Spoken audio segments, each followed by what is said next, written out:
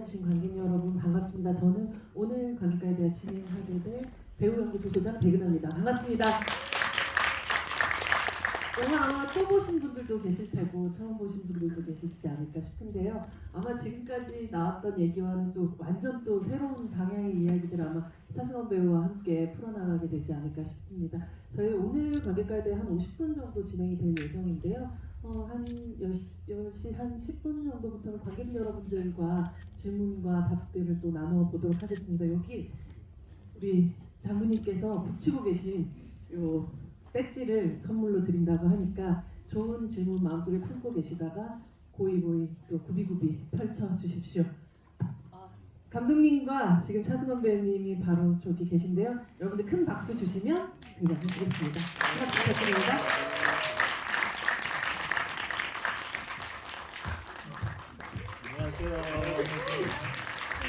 네, 저희 인사하고 자리에 앉을까요? 네. 차렷 인사 반갑습니다. 반갑습니다. 선생님 가운데 앉으시죠. 네. 선생님 주인공. 아유, 차승원 배우님은 지금 막 여러분들과 함께 영화를 보시고 나오고 있는 거죠? 네, 예. 네, 들리고 있습니다. 예. 네. 관객분들에게 오늘 함께 보신 동료 관객분들에게 인사 말씀 부탁드립니다. 차승원 배우님. 예, 그 김한민 감독님하고는 오다 가다 만난 사이고요. 사실 이 GV가 굉장히 생뚱맞을 수 있죠. 왜냐하면 제가 이 영화에 참여하지도 않았고 전혀 무관한 배우가 와가지고 GV를 한다는 게 굉장히 이게 좀 생뚱맞을 수 있는데 저는 그냥 한 관객의 입장으로서 또 우리 김한민 감독님 팬으로서 와가지고 보고 굉장히 객관적으로 영화를 보려고 했었는데 굉장히 주관적으로 끝났어요. 저는. 어떠셨어요? 어떻게 또 주관적으로 보셨는지를 사실은 제가 이전에 있었던 시사회에 초대를 받아서 영화를 봐야겠다라고 생각했는데 그때 아주 심한 A형 독감에 걸렸었어요. 그래서 이제 오늘 처음 봤거든요. 그래서 제가 이제 노트도 준비하고 노트를 왜 준비? 아니 노트를 준비해가지고 좀 적고 뭐가 문제인가 저도 못하는데 뭐 배우들의 연기에 흠결은 또 뭐가 있나 아주 독사의 눈으로 보다가 한 3분 보다가 그런 게 다 망각됐어요. 그 마지막에 그 북소리 몇 지점에 저의 그 심장을 요동치는 장면들이 몇 장면이 있었거든요. 그것 때문에 저희 객관성이 무너지고 제가 다시 한번 김한민 감독님의 빅팬이 또 될 수 있었던 그런 영화였지 않았나 저는 뭐 개인적으로 그렇게 생각하고 있습니다. 네. 서두가 길었나요? 아닙니다. 예. 아니 거기에 대한 뭐 제가 이렇게 답가를 하자면 아니 우리 저기 차승원 배우님은 사실은 워낙 이 우리 한국 영화와 함께한 분이잖아요. 어떻게 보면은 여러분들 중에 뭐 주유소 습격 사건부터 시작 신라의 달밤으로 해서 많은 어떤 그러면서 또 은근히 사극도 많이 했어요. 예, 뭐 구름을 벗어난 달처럼 또 뭐 혈의 누 그리고 또 뭐 고산자 뭐 이런 작품들을 쭉 했었고 그러면서 최근에는 이제 또 확 또 현대물로서 이제 독전 원투 뭐 이런 것들 보면 저는 개인적으로 이렇게 배우다운 배우를 좋아하는 것 같아요. 그래서 차승원 배우하고는 우리 배우님하고는 작품은 하지 않았지만 이제 그런 어떤 지점들에서 굉장히 뭔가 서로의 어떤 이 강호의 세계에서 이제 어떤 눈빛들이 이렇게 통하고 서로가 이제 뭔가 이렇게 뭐 식사도 하고 또 술도 한잔 하고 뭐 이러한 어떤 사회적 관계가 있어요. 예, 작품은 안 했지만 이제 그런 어떤 대표적인 이제 서로 간의 이제 호감적 관계 뭐 이런 지점에서 사실은 이상한 관계는 아니에요. 이상한 관계는 아니고요. 굉장히 건전한 관계입니다. 정말 건전한 관계예요. 그래요. 그래서 뭐 이렇게 뭐 식당에 뭐 이렇게 하면은 직접 이렇게 양념장도 이렇게 만들어서 가져와서 같이 뭐 이렇게 식사도 하는 굉장히 웰빙의 느낌이 이렇게 팡팡 풍기는 그러한 어떤 식사들 뭐 이런 것들이 그리고 거기에 이제 또 한 우리 배우 이제 친구도 이제 같이 이렇게 해가지고 이제 변모 배우라고 네. 변땡한 변땡한 와키 작가님이시고요. 예예예. 아니 그러다 보니까 뭐 이게 같은 이제 식구 같은 느낌 뭐 이런 것들이 있고 하다가 한번 제가 부탁을 그냥 미친 척하고 드렸어요. 그럼 한번 우리가 함께 집을 만나보자. 한번 같이 한번 하자. 그러니까 아이 뭐 닿는 게 있어야지. 그런데 아니 하시겠다고 이제 이게 그래서 접점이 없잖아요. 그래서 제 마음의 부채가 좀 있어가지고 뭐 그런 것도 있었고 여러 가지로 해서 또 뭐 이렇게 지금 개봉 중인 영화니까 힘도 좀 미미하나마 돼드리고자 이렇게 왔는데 제가 오히려 더 위안과 위로를 받고 예, 그렇게 갈 것 같습니다. 제가 수고 많이 하셨습니다. 예. 감사합니다. 아유 박수. 아마 이 조합이 어떻게 이루어지게 되었는지에 대한 궁금함을 갖고 오셨던 분들이라면 약간 그 궁금증이 살짝 해소가 된 것 같지만 예. 또 더 디테일한 얘기들은 좀 나중에 전에 해드릴게요. 이야기 좀 예. 들어보면 좋을 것 같고요. 일단 막 뜨끈뜨끈하게 사실 아직도 북소리가 심장에 남아 있을 것 같은 차승원 배우에게 사실 영화 보시기 전에 이미 또 노트를 준비하셨다고 할 정도로 이제 기대하셨던 부분이 분명히 있으셨을 거고 궁금해하셨던 부분들도 있으실 아니, 거고 그러니까 어떻게 연출될지. 이제 뭐 우리 이순신 장군님을 하신 또 김윤석이라는 네. 윤석이 형님은 이게 뭐라고 표현해야 되는 종과 횡 뭐 이렇게 색깔과 결이 분명한 배우인데 그에 못지않게 또 10년 동안 뭐 10년이 뭐예요 벌써 그러니까 거의 이순신 장군님을 거의 인수분해를 한 이런 감독님과 만나가지고 어떤 이순신을 만들까가 제일 사실은 궁금했거든요. 사실 명량에서 민식이 형 같은 경우는 굉장히 이렇게 뜨거운 이순신이었고 또 한산에서 또 우리 또 저기 박해일 배우. 박해일 배우는 뭐라 그럴까 이렇게 약간 문관 같은 이미지. 선비 같은 네, 느낌이었죠. 그렇죠. 네. 무관과 문관. 근데 이 윤석이 형은 저는 훨씬 더 뜨거울 거라고 생각했는데 무관과 문관을 굉장히 겸비한 그런 느낌이 나는 그러면서도 설산의 느낌이 나는 설산요, 눈 쌓인 설산. 민식이 형은 활화산이었다면 설산의 느낌 멀리서 보는 설산의 느낌이 나는 그런 느낌을 받았어요. 물론 뭐 여러분도 아시겠지만 난중일기를 보면 뭐 이순신 장군이 무관으로서도 훌륭한 분이시지만 문관으로서 글을 쓰시는 분으로서도 굉장히 탁월하신 분이니까 그런 여러 가지 그리고 이 질린 이렇게 글을 쓰잖아요. 그런 이미지들이 굉장히 저는 신선하게 다가왔고 제가 봤던 난중일기의 어떤 그 활자화된 이미지를 이렇게 영상화를 아주 구체화시키고 마음에 쏙 들게 그렇게 나타낸 이순신이라고 그렇게 하고 봤죠. 처음에는 저는 굉장히 이렇게 불과 같이 뭐 이렇게 할 것 같았었거든요. 근데 그런 이미지의 이순신이 아닌 아까도 말씀드렸듯이 설산 같은.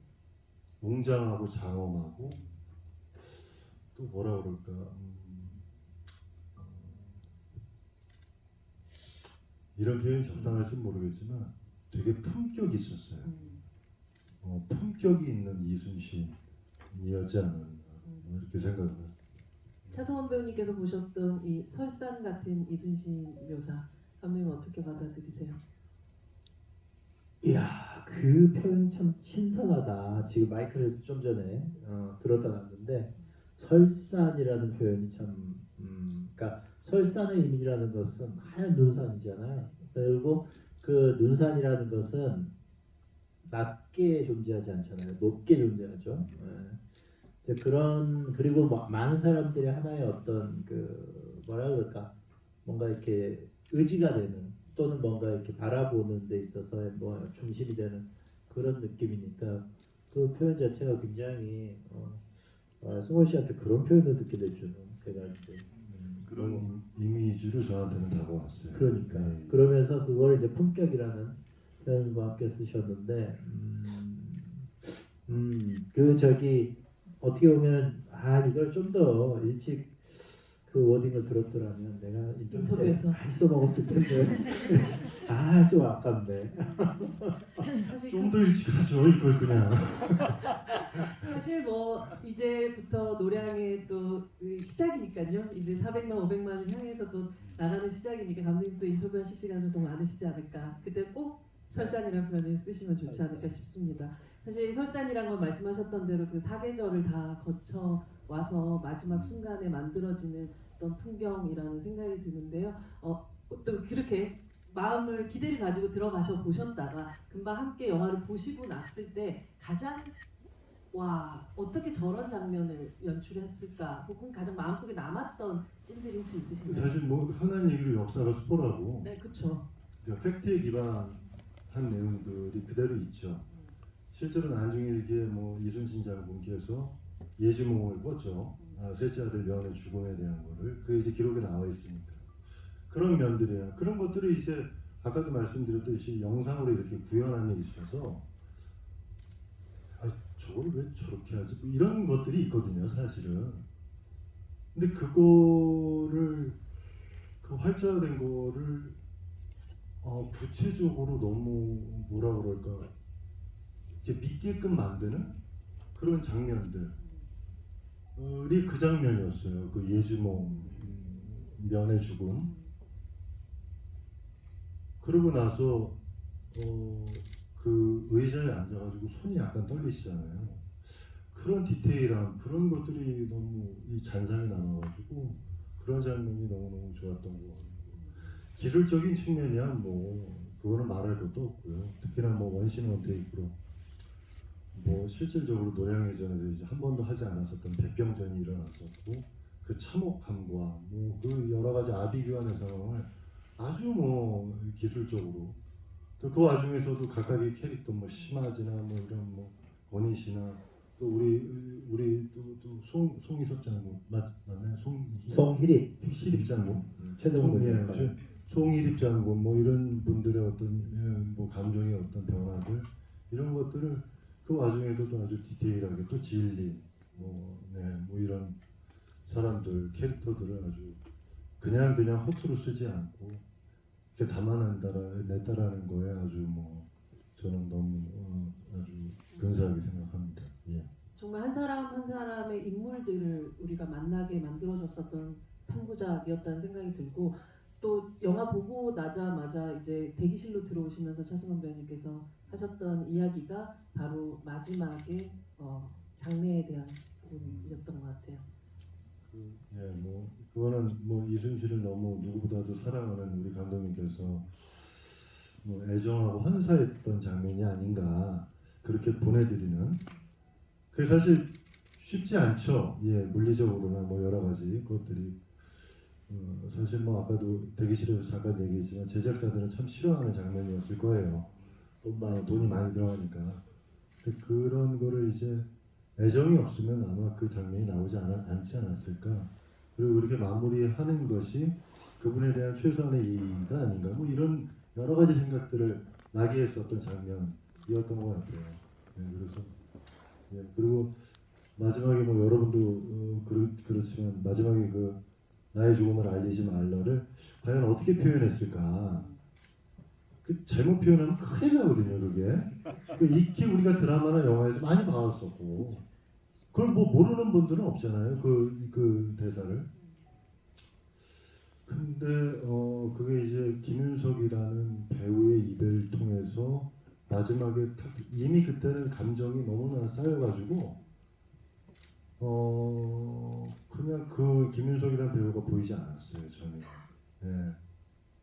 그리고 아주 넘치지도 모자라지도 않은 딱 그 상태의 톤의 대사가 딱 나왔던 것 같아가지고 너무 울림이 있었어요. 예. 정말 차승원 배우님께서 말씀하셨던 대로 이제 제작자분들은 별로 좋아하시지 않을 어떻게 보면 엑스트라가 거의 300명 함께 하는 배우들 300명 정도의 그런 대규모의 몫을 마지막에 그 배치하기 위해서 근데 이건 그냥 영화의 어떤 효율과는 좀 상관없는 선택이란 말이죠. 이런 선택을 연출자가 한다는 것에는 분명한 아주 깊은 의도와 마음이 있었던 것이라고 생각을 하거든요. 차승원 배우님에서 감탄하셨던 어떤 그 부분에 대한 감독님의 좀 설명을 좀 들어보면 어떨까 싶습니다. 제가 사실은 감독이기도 하지만 제작자이기도 하잖아요. 이번 작품은. 그래서 그 이제 순수하게 이제 자기와의 싸움에 왜냐하면 지문 한 줄이었지만 장례식에 끝없이 사람들이 늘어가고 그리고 이제 거기에 이제 장군님의 죽음의 어떤 대사와 함께 어우러지는 그것이 사실은 그 사이에 존재하지 않고 그 전에 장군님의 그 죽음에 대한 대사를 물론 그 딱 죽는 그 타이밍에 넣지는 않았지만 조금 뒤에 이제 페이드인과 함께 그렇게 넣는 장면이었는데 그 장례식을는 그냥 오롯이 장례식으로만 존재를 했기 때문에 우리 이제 프로듀서들은 굳이 그리고 그걸 오히려 담담하게 자막으로 처리하는 게 좋지 않겠냐라고 했는데 아니 이거는 뭐라 그럴까 빼야 된다는 고민보다는 그 장례식을 어느 정도로 성대하게 치룰까를 더 고민을 했죠. 그래서 내가 무슨 프로듀서들한테 아니 난 뺄 생각은 전혀 없고 그거 건드리지 마. 근데 어느 정도 성대하게 치를 오히려 이제 근데 그 장면을 이제 하루 옴박해가지고 그 장면을 찍는데 와 그 장면 자체에서 근데 이제 상여의 소리를 뭐로 할 것이냐 일반적인 상여 소리로 하는 건 또 아닌 것 같고 근데 마침 이순신 장군이 이제 노량해전에서 그 전사하시는 그날 이제 한양에서는 이제 그 서해 유성룡 대감이 영의정 자리를 딱 두는 날이었어요. 이게 또 그렇게 연결되더라고요. 그래서 그 장군이 돌아가셨다는 소식을 듣고 유성룡 대감이 이제 그 A 통제, 그러니까 슬플 애자에다가 오얀리자, 그러니까 이시성의 이자에다가 통제사의 통제에서 이 통제의 죽음을 슬퍼하다. 뭐 이런 A 통제라는 이제 그 시를 지으세요. 근데 이제 그 시를 내가 예전부터 갖고 요거로 상여거를 만들면 어떨까? 그래서 한산도가 어디인가로 시작하는 그 상여가를 직접 이제 만들었어요. 만들어서 그 앞에 상여하시는 분이 이제 모 한혜종 교수신데 그분한테 이거 가능하겠냐 상여가로 했더니 한번 해보시겠다고 해서 이제 만들어진 장면이거든요. 그래서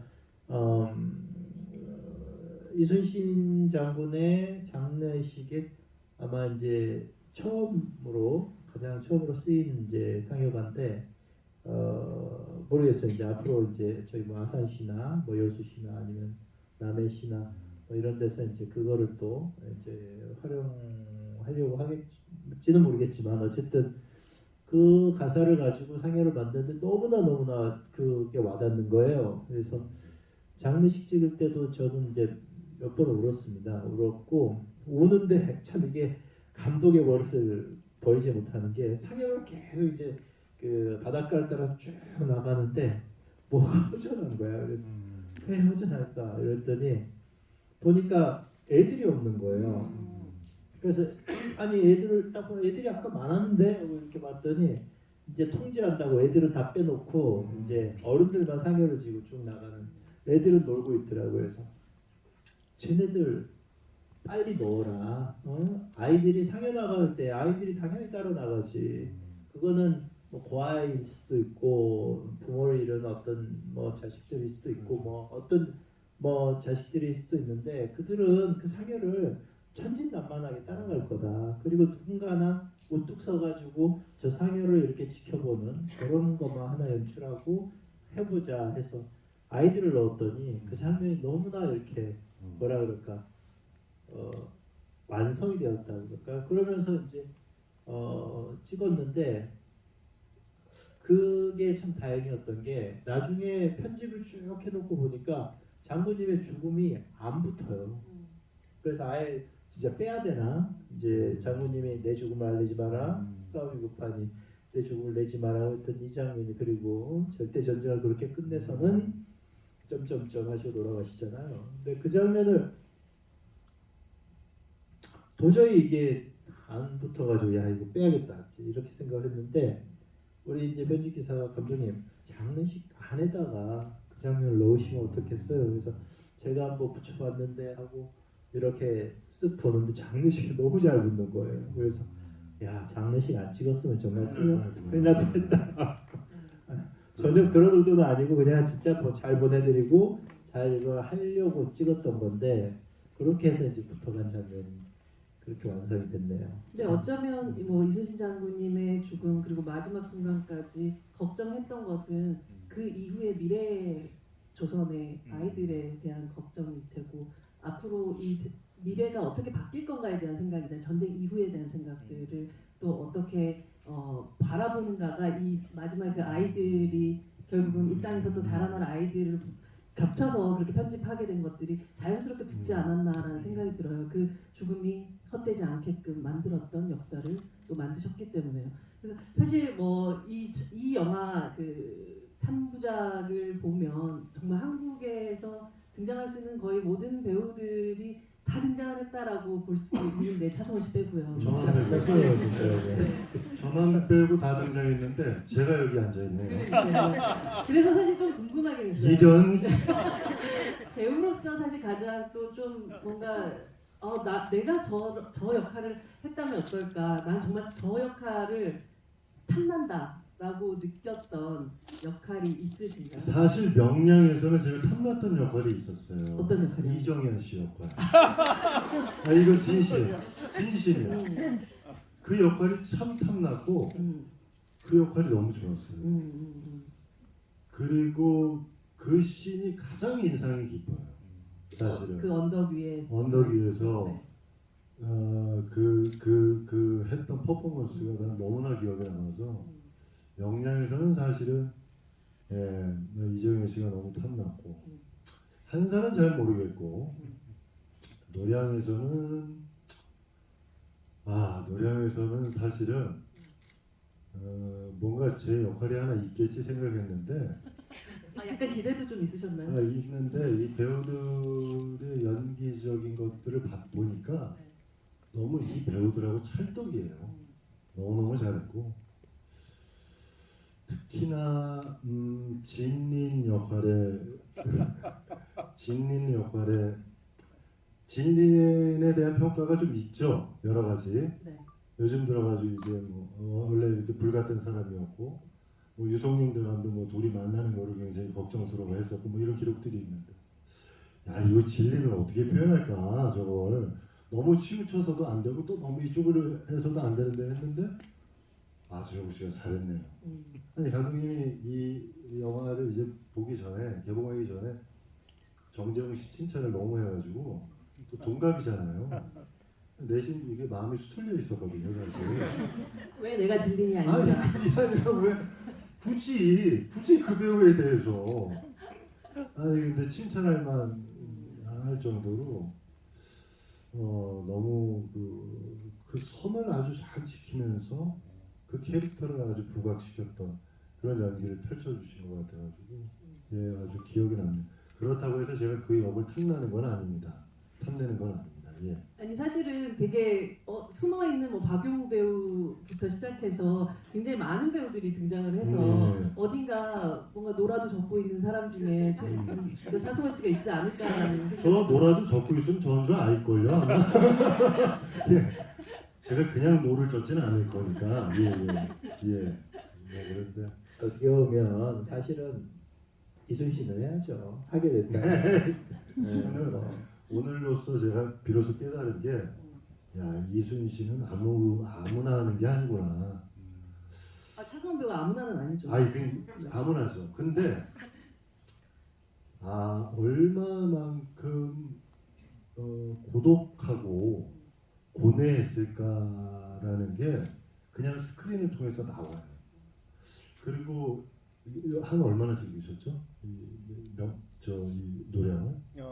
촬영 기간만 네. 4개월 반. 그러면은 네.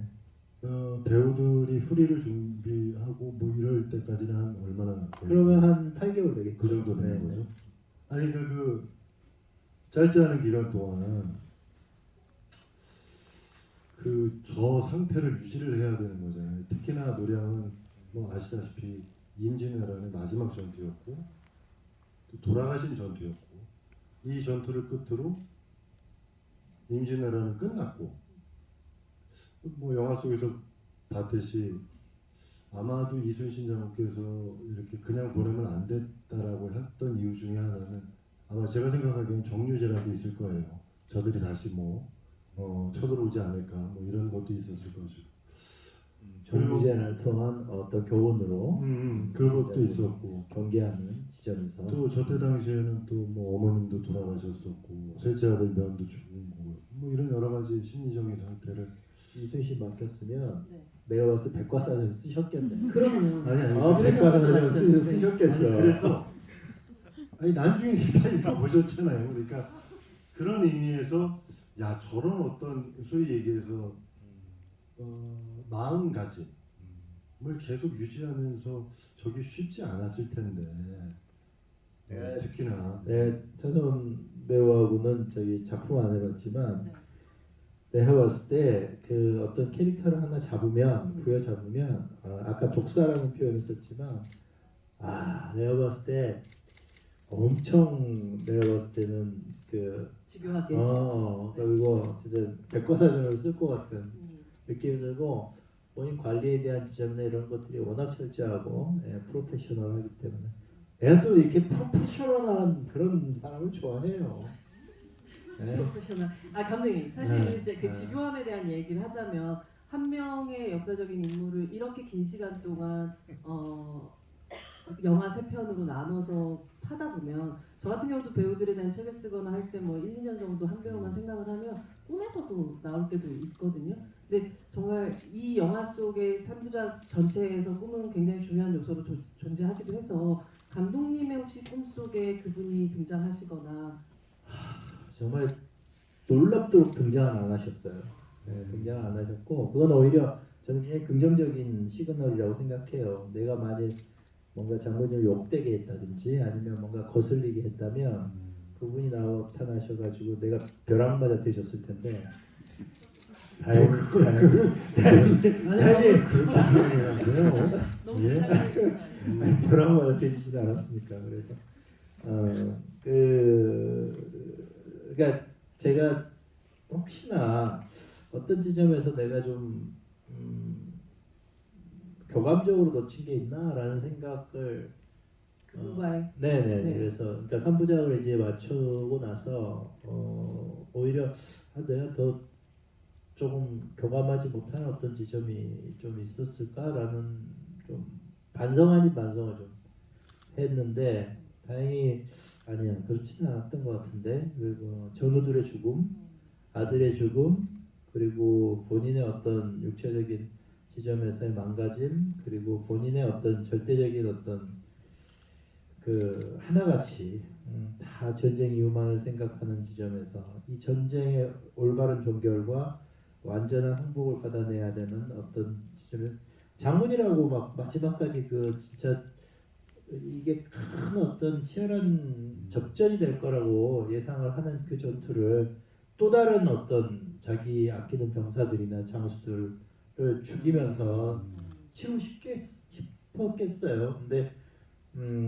본인이 갖는 어떤 숙명적인 지점에서 무언가를 끊어내고 다시 새롭게 시작하고 그 새로운 시작은 온전하게 이게 종결이 되어야 뭔가 새롭게 시작하는 지점에서의 그게 가능하다라고 보는 그 어떤 숙명적 자기 뭐라 그럴까요 사명감 뭐 이런 것들이 분명히 너무 크게 계셨을 거다라고 생각을 하고. 아니, 저는 굉장히 네. 궁금했던 거 하나 여쭤보고 싶은데 말씀하셨듯이 많은 전우들을 부하 동료들을 잃었고 그들을 하나하나씩 떠올리고 또 그들의 이름을 보고 원규는 왜 나온 거예요? 원규 아니 원규는 원래 그 이순신 장군님이 이제 뭐 아시다시피 굉장히 이제 난중에 읽으면 굉장히 담백하고 솔직하고 그래서 아까 말씀드렸듯이 이게 이분이 이제 문인으로서도 그 이제 그 시대 이제 뭐 시대상과 생활상을 엿볼 수 있는 글인데 거기 원균욕이 수도 없이 나오거든요. 이분이 그런 분이 아닌데 제가 알기로는 음험하다고 거기 아마 표현됐을 거예요. 음험하고 뭐 남의 부인을 탐하고 뭐 이런 이거 원균은 왜 생각한 거예요? 아니 그게 그건 난 거기서 약간 피식했네. 그게 또 현주영이다. 손현주 배우님한테 나쁜 마음이 있으신 건 아니시죠? 나쁜 마음 현주영 살아가죠. 원균 너무 잘했지. 너무 재창조를 잘하셨고 잘하셨지. 악동처럼. 정말 저렇게 원균을 표현할 수 있었을까? 저렇게 입체적으로 3D적으로 원균의 근데- 등장 이유. 아니 한산에서. 근데 왜 마지막에 근데 승환 씨. 예. 그 장군이 또 꿈을 예지몽을 꾸잖아요. 예. 근데 실제 그 일기의 기록에 보면 그 칠천장에서 네. 조선수군이 괴멸을 할 예. 이 전날 갑자기 꿈을 꾸는데 원균이 나온 거야. 장군의 꿈에. 그래서 이공 응? 내 술 한잔 받으시오 하고 그렇게 홍조띤 맑은 미소를 띠면서 술을 자기에게 바치는 꿈을 꾼 거야. 그래서 이 꿈이 도대체 징조가 뭘지? 흉몽이었네.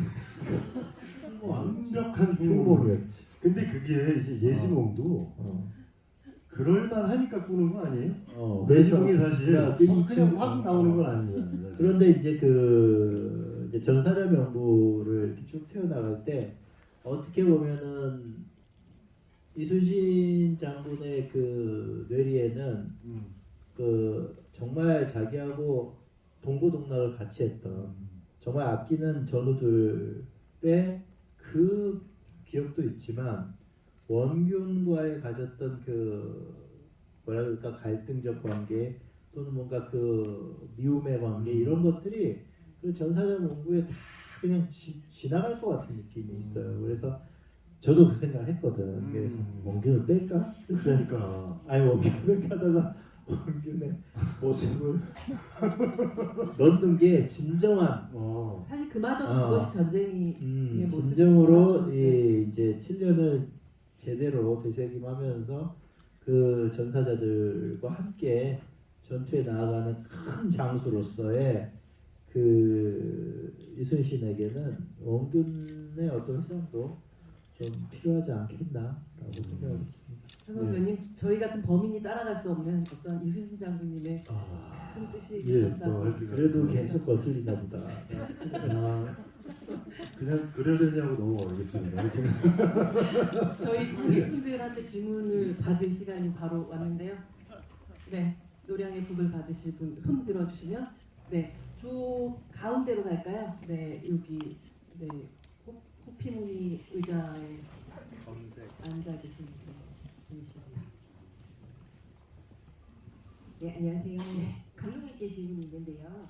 제가 그 10년 동안 말 그대로 이순신을 3편을 찍으시면서 촬영 환경이 계속 변해오셨잖아요. 1편 뭐가 변했다고? 촬영 환경. 촬영 환경이 네, 변하시면서 항상 저희도 10년 전에 기억이 나는 게 항상 그 영양 찍을 때만 해도 배를 띄워놓고 이렇게 물에서 찍을 거랑 지금 현재 찍을 때는 이제 완전 CG로 돼가지고 물에 한번 들어간 적도 없고 그래서 촬영 시간도 짧았었고 되게 좋았다고 하는데 사실 감독님 입장에서는 물에서 직접 하는 거와 그게 더 재밌지 않으셨을까?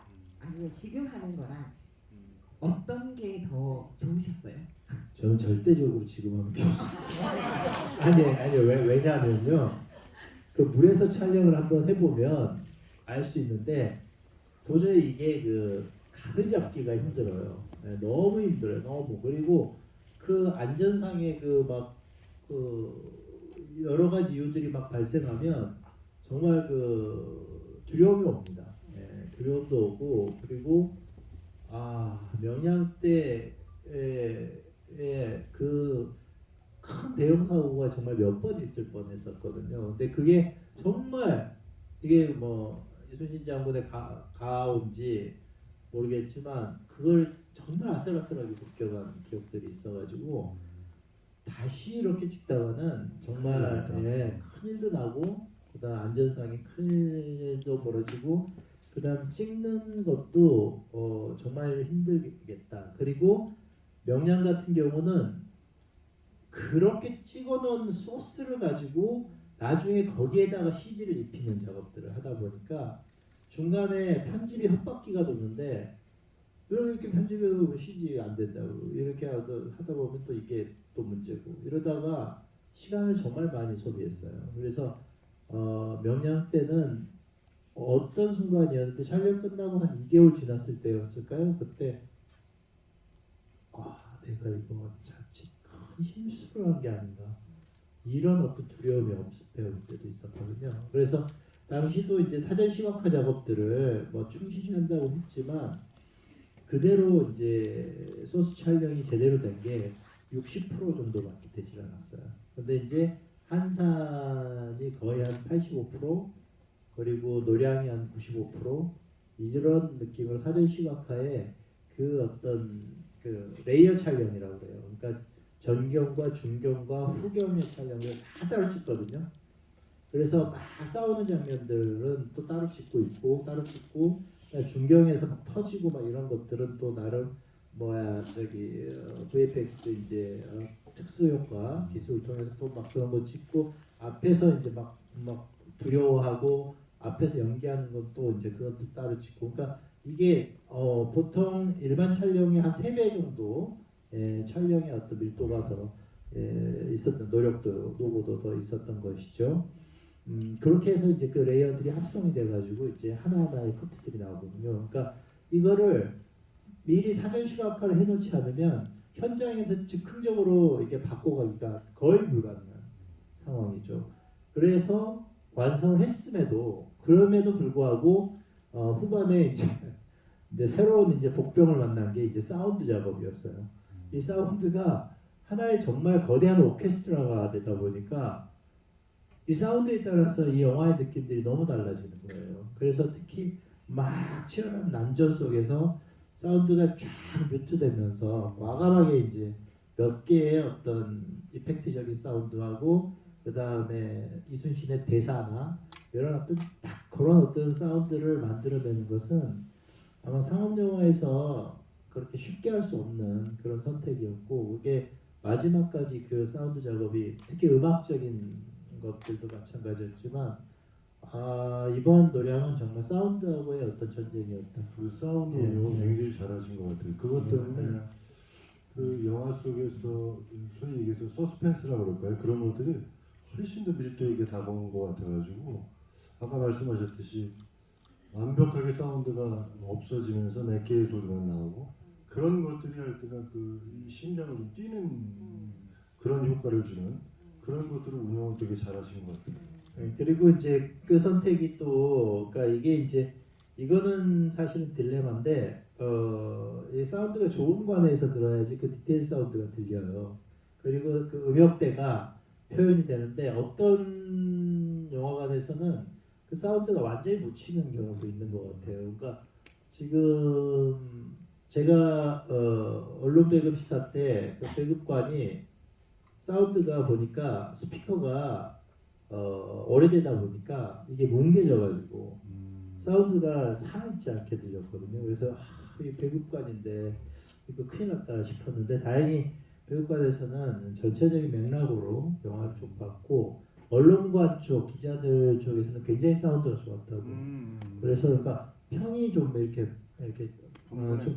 분분하더라고요. 근데 이제 그거는 이렇게 들어보면 저거는 결국 그 상영 시스템의 문제가 좀 크게 왔겠다. 특히 전투가 거의 100분에 이르고 마지막에 또 쫙 이순신의 어떤 정서를 몰아가는 그런 어떤 사운드의 콘트라스트가 굉장히 중요한 영화였기 때문에 이게 이제 저의 또 숙제네요. 그러니까 이제 예전에 그 지옥의 묵시록이라는 작품 때 네. 그 코플러 감독이 그 THX라는 그 사운드 표준화되면서 굉장히 디테일한 어떤 사운드를 시스템을 만들어내는 게 그래서 그런구나.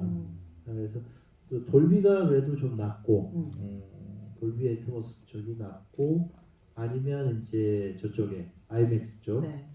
그리고 저 코엑스의 MX1 뭐 이런 데가 좀 나은 것 같고 구체적인 상용 환경까지 이렇게 그래서 콕 집어서 얘기를 해주시. 명당관을 내가 리스트를 보시면 리스트를 좀 만들어야 되나. 아니 근데 저는 여기 오늘 이관에서 봤는데 다른 건 모르겠는데 배우들의 다이얼로그는 정말 잘 귀에 들어오더라고요. 그러니까 그게 사실 뭐 후시도 하셨겠지만 막 전투 상황에서 하는 대사들이 아주 또렷이 들려가지고 어떤 걸 해서는 잘 안 들릴 때도 있거든요. 물론 뭐 좋은 배우들의 뭐 딕션이나 이런 것도 있겠지만 자막을 잘 쳐가지고 예? 자막을 잘 쳐놔서 아이 근데 잘 들렸어요. 겸손하게 네. 말씀하셨지만 사실 어떤 영화는 그냥 개별의 성취로 끝나는 것이 아니라 산업 자체의 그 어떤 기술력을 정말 진입시키는 그 쾌거들을 만들어내는데 지난 10년 동안의 이 3부작이 그런 결과를 만들어냈을 것 같고 아마도 지금 만들어내셨던 이 기술적인 진보가 그 다음 작품들에게 어떤 영향을 끼칠지는 저희가 아마도 곧 만나게 되시지 않을까라는 생각이 듭니다. 그러니까 이제 그 지점에서 한마디만 더 하자면 제가 이제 그 건배 시사가 끝나고 나서 첫 번째 그 평론들의 기자 평론들이었던 것 같아요. 그래서 가장 좋았던 그 저에게 협조했던 것은 적벽 대전을 동네 아이들 물장구 수준으로 만들고 영화 302의 살라미스 해전을 굉장히 그냥 그냥 우스운 어떤 걸로 만들어 놓았다라고 하는 평이 정말 그때 전 보람을 느꼈어요. 보람을 느꼈고 그리고 우리 한국 영화의 어떤 것이 3부작으로 축적되면서 이렇게 보여드릴 수 있었다는 것이 굉장히 큰 저의 어떤 자부심이고 프라이드고 그리고 이거를 이제 또 다른 어떤 지점에서 좀 이렇게 확장해 갔으면 참 좋겠다. 그러기 위해서는 관객분들이 극장에 좀 많이 찾아주셔야 된다. 그러니까 꼭 노량의 어떤 국한돼서가 아니라 전체적인 한국 영화에 좀 그렇게 찾아주시면 극장의 상영 시스템이나 그리고 또 우리 한국 관객들의 그 수준이 사실은 제가 봤을 때 세계에서 가장 높은 것 같습니다. 그래서 한국 영화에 대해서 많은 어필도 하시고 그건 뭐 여러 가지 리플부터 시작해서 뭐 여러 가지 그 평가나 SNS에서의 어떤 지점들이 굉장히 엄격하기도 하지만 또 그만큼 또 수준이 있고 그리고 그런 부분에서의 어떤 거라고 저는 생각을 해요. 네. 예. 여러분 질문을 또 빨리 받도록 하겠습니다. 감독님 한 분 질문자를 정해 주실래요? 어디 보자. 네. 선원들 검은색. 네. 바로 두 번째. 스스로. 네. 네, 저는 개봉날 처음 가서 잠실에서 보고 또 오늘 2회차로 보고 또 엄청 울었거든요. 그래서 GB까지 오늘 되게 이렇게 질문까지 하게 돼서 정말 감사합니다. 혹시 이렇게 러닝타임도 그렇게 저는 길지 않고 굉장히 재밌게 봤고 사실 뺄만한 장면이 없다고 느꼈습니다. 뭐 사실 제 주관적인 생각일 수도 있는데 혹시나 해서 여쭤보는 건데 있으실지 모르겠지만 찍어두신 장면 중에 뭐 시간상이나 다른 이유 등으로 인해서 뭐 넣지 못해서 좀 아쉬웠는데 정말 아쉬웠다 뭐 이런 장면이 있을까요? 노량 리덕스? 노량은 리덕스 안 만듭니다. 이제 장군이 밥 먹는 힘이 있어요. 장수들 부하 장수들하고 같이 마지막 그 식사 최후의 만찬처럼 그리고 이제 방시 부인이 장군 옆에 이제 딱 부인도 같이 드십시다. 그리고 막순이라고 그 종도 너도 와서 앉거라고 이제 쭉 밥 먹는데 그 중에 이제 그 부장 하나가 맛있습니다라고 이제 한마디 툭 던지는 게 있어요. 근데 현장에서 너무 재밌었던 게 맛있습니다 하니까 다들 밥을 못 먹는 거야. 뭐지? 그랬더니 너무 다들 감격해가지고 그 장면이 그렇게 훅 했나 봐요. 그래서 근데 그 장면 뺐더니 배우들한테 제가 언배 끝나고 엄청난 특히 문정희 배우한테는 더더욱 그걸 왜 뺐냐. 그 멋진 장면을 왜 뺐냐. 한산에서도 사실은 어머니랑 밥 먹는 장면이 원래 빠졌다가 들어가게 돼요. 어머니하고 과일 먹는 장면. 네, 그렇죠. 근데 이제 뭔가 먹이지를 못하네요. 그러니까 이게 참 이게 뭘 먹여야 되는데. 먹여야 되는 걸 먹이지를 못하는. 그러니까 그 식이 좀 있어야 또 이렇게 그러니까요. 잘 또 이렇게 아니 그러다 보니까 안정적으로. 그러니까 이게 잘 먹여서 네.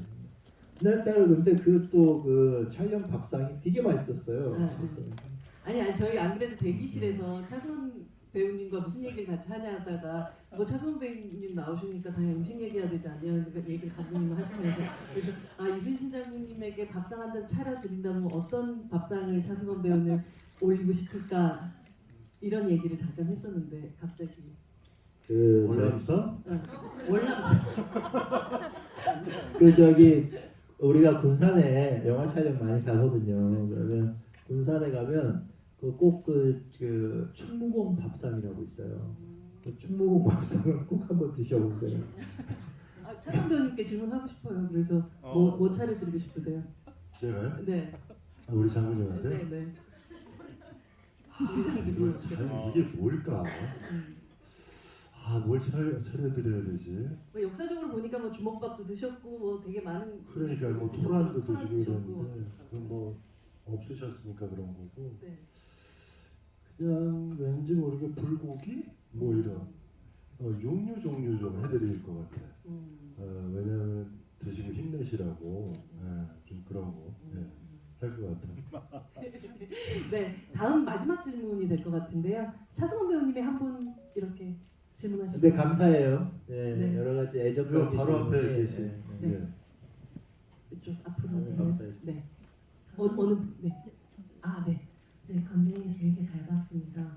그 원테이크로 쭉 이어지는 원테이크 씬이 있던데 그 씬이 이제 명장면이라 생각되기도 하고 뭔가 아군과 적군을 가리자는 참혹함을 보여주는 장면인 것 같은데 제가 느낀 점 말고도 감독님께서 그 장면에서도 의도하셨던 부분이 있으신지 중요한 질문입니다. 네, 그거랑 네. 지난 집이 때 변희한 배우님 그 자리에서 캐스팅하시던데 다음 7년 전제 혹시 차승원 배우님 캐스팅하시려고 데리고 오셨는지 제 마지막 질문이었는데 기대하시네요. 우리는 굉장히 좀 뭐라 그럴까 순수한 관계예요? 그런 관계가 아니에요. 우리는 그런 관계가 아닙니다. 예. 더 심한 관계라고 할 수 나쁜 관계는 아닌데 그런 관계는 아니에요. 병전에 대한 얘기. 아니 오히려 후자부터 질문을 드리자면 사실은 차승원 배우분은 제 캐스팅 영순이죠. 예. 굉장히 제가 좋아하는 그런 어떤 매력들을 많이 담고 계시고 제가 아까 이야기했잖아요. 굉장히 영화적인 배우를 좋아한다. 차승원 배우는 그런 지점에서 으뜸이시고 그리고 또 다른 제가 보는 관점에서 또 다른 어떤 너무 역사와 우리 한국 영화와 함께 해왔지만 또 다른 포텐셜이 분명히 있는 배우분이시니까 그래서 이 정도로 해두고 그리고 애하다. 애하게 답변을 잘하셨네. 가도 아니요. 네, 솔직하게 뭐 올해 안에 무슨 뉴스가 뭐 나오겠죠. 있겠죠. 예. 그렇고 네. 그리고 이제 그 삼국 변사들의 그 롱테이크 장면 같은 경우는 제가 좀 시끄럽던 게 그 장면을 보시고 2차차만 전쟁 상황이 더 이상 벌어지면 안 된다라는 이제 반전의 영화 아니냐 이런 이제 해석들을 좀 하시더라고요. 근데 그때 저희가 좀 시끄럽했어요. 이게 반전이라고 이 영화가 절대 그런 건 아니고 다만 이제 명국 병사로 시작해서 그 다음에 조선의 부장으로 갔다가 조선의 부장에서 외군 병사로 갔다가 그러면서 그들의 어떤 아주 절절하고 처참한 느낌들을 마지막에 살피면서 이제 그 외병이 장군에게 달려들고 장군이 이제 그 외병을 칼로 베는 거기까지 쫙 가는데 그거는 그러한 처참한 전쟁 상황에서도 이순신 장군은 정말 홀로 고독하게 서 있는, 그리고 태양이 쫙 뜨면서 이제 그 전체 난전의 그 전장 상황이 너무나 적나라하게 이제 쫙 펼쳐지죠. 그럼에도 결국은 다시 환영을 보시고 죽은 장수들의 환영을 보고 죽은 아들의 환영까지 보면서 아들이 힘들어 마십시오. 저도 함께 싸우겠습니다. 그래서 아들이 싸우러 나가면서 그 싸우면서 사라진 그 자리에 북채가 놓여 있죠. 그러면서 장군이 그 북채를 두고 다시 전쟁을 독려하는 장면이죠. 그러니까 이건 숙명 같은 장군의 어떤 그 숙명? 그러니까 그러한 처참한 전쟁이지만 이 전쟁을 온전히 끝내기 위해서는 올바로 종결시키기 위해서는 그 북채를 들 수밖에 없는 장군의 그 느낌을 정말 적나라하게 한번 보여주자.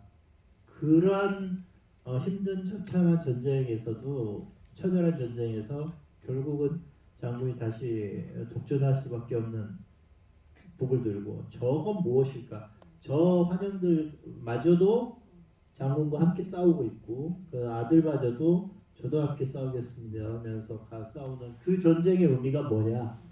그리고 그 전쟁의 끝에는 결국 완전한 종결에 대한 장군의 의지가 있고 그 완전한 종결이라는 것은 모든 것은 전쟁은 그런 것 같습니다.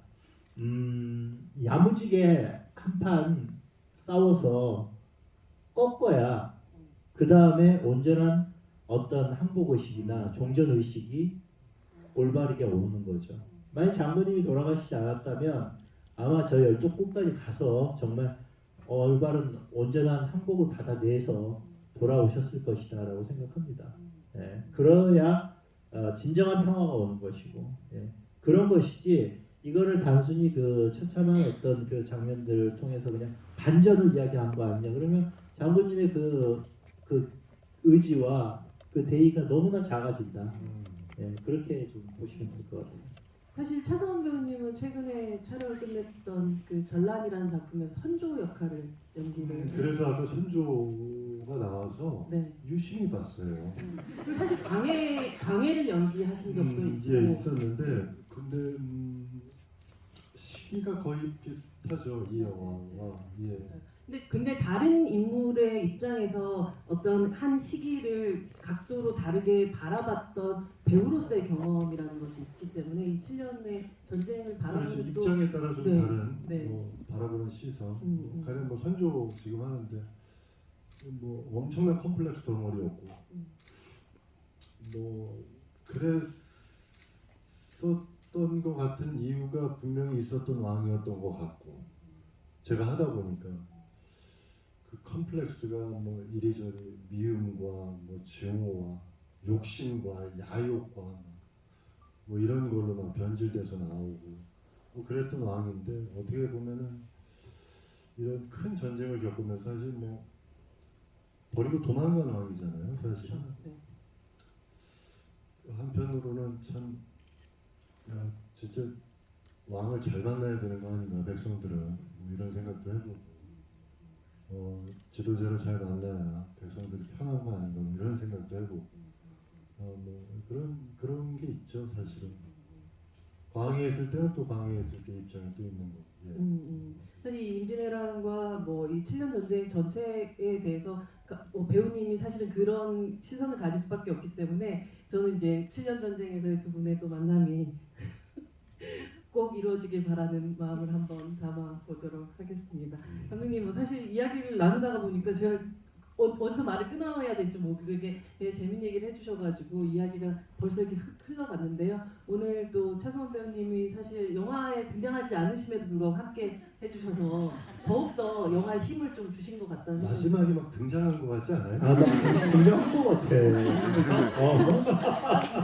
이러면서 거북선 이후를 몰고 계셨던 분이신가 싶기도 하고. 오늘 함께 해주셨던 어떤 소감 또 들으면서 마지막 인사 들어보도록 하겠습니다. 저는 차승원 배우님도 먼저. 네. 저 뭐 개인적으로 아까도 처음에 서두에서 말씀드렸듯이 굉장히 제가 빅팬이죠. 역사에 대한 어떤 애호하는 사람으로서 한편에 이렇게 팩트에 기반한 어떤 이런 영화를 봤을 때 또 우리가 뭐 지극히 존경하고 사랑에 맞지 않는 이순신 또 장군님의 어떤 뭐 마지막 이런 전투의 어떤 그의 삶을 보면서 한편으로 뭐 그런 생각해봐요. 이제 영화가 굉장히 한편의 영화가 위로를 준다고 그러잖아요. 저도 굉장히 위로를 받고 굉장히 힘을 받고 저 정도는 아니지만 그래도 살면서 저런 어떤 심지와 어떤 꿋꿋함 이런 거를 갖고 뭔가 앞으로 진일보해야겠다, 좀 공부해야겠다 이런 생각을 배우로서 사람으로서 할 수 있었던 시간이었던 것 같아요. 그런 시간을 이렇게 마련해 주신 또 감독님한테 너무 감사드리고 또 함께해 주신 우리 또 백은하 소장님한테도 너무 감사드리고 함께 봐주신 관객 여러분들도 정말 감사드리고 그렇습니다. 새해 복 많이 받으시고 A형 독감 조심하시고 큰일 납니다. 예, 감사합니다. 네, 큰 박수 부탁드립니다. 장님은 물론 뭐 전하지 못한 말이 아직 여전히 많이 남으셨겠지만 네. 행하지 못한 것들도 많이 나오시겠지만 그거는 또 이제 또 다른 작품으로 여러분들과 또 보여드리고 또 함께 하겠습니다. 뭐 우리 차승원 배우님 같은 이렇게 어떻게 보면 고견과 그리고 또 좋은 어떤 애티튜드를 가지신 이런 배우분들이 한국 영화에 존재한다는 건 한국 영화에 정말 큰 힘이 될 겁니다. 그리고 이제 한국 영화의 어떤 수준은 더 높아질 것이고요. 어쨌든 이 작품이 이제 3부작으로 이제 종결을 합니다. 이순신 장군의 이제 3부작은 종결을 하고요. 이 작품들이 여러분들에게 정말 우리 차 배우님이 좀 전에 얘기하듯이 어떤 위로가 되고 그리고 영화가 여러분들에게 힘이 됐으면 좋겠습니다.